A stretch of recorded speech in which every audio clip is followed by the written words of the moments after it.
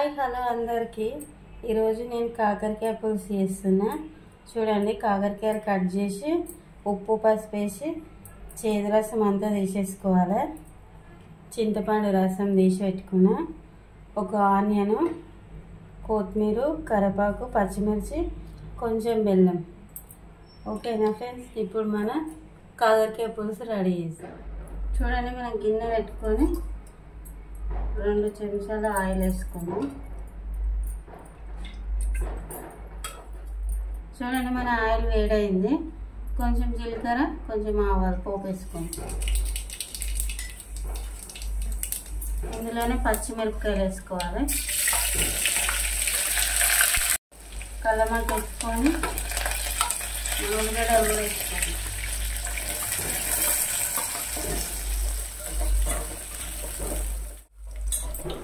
మన ఉల్లిపాయలు వేగినాయి కదా, ఇందులో అల్లం వెల్లుల్లి పేస్ట్ వేసుకున్నాం. 1 స్పూను. ఇందులోనే 1 స్పూన్ పసుపు వేసాం.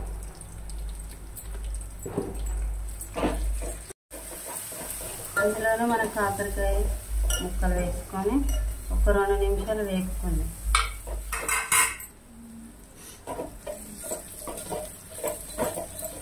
కాకరకాయ ముక్కలు నూనెలో బాగా ఫ్రై అయినాయి. ఇందులో మనం ఇప్పుడు ఉప్పు కారం వేసాం.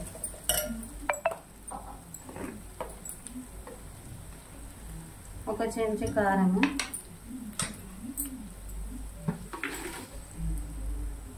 ఒక చెంచా ఉప్పు. మనం ఉప్పు కారం వేసుకొని కలుపుకున్నాం కదా. ఇప్పుడు ఇందులో చింతపండు రసం వేస్తాం. కొంచెం చింతపండు తీసుకొని రసం తీసి పెట్టుకున్నాను నేను.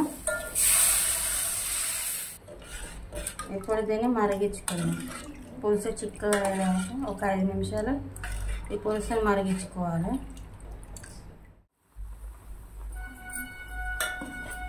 చూడండి, మన పులుసు చిక్కగా అయింది కదా. ఇందులో ఇప్పుడు ధనియాల పొడి వేసుకుందాం. ఒక సగం చెంచా ధనియాల పొడి వేసాం. ఒక చిన్న స్పూను జీలకర్ర మెంతుల పొడి. ఇందులో ఇప్పుడు బెల్లం వేసుకుందాం. బెల్లం వేస్తే టేస్ట్ బాగుంటుంది.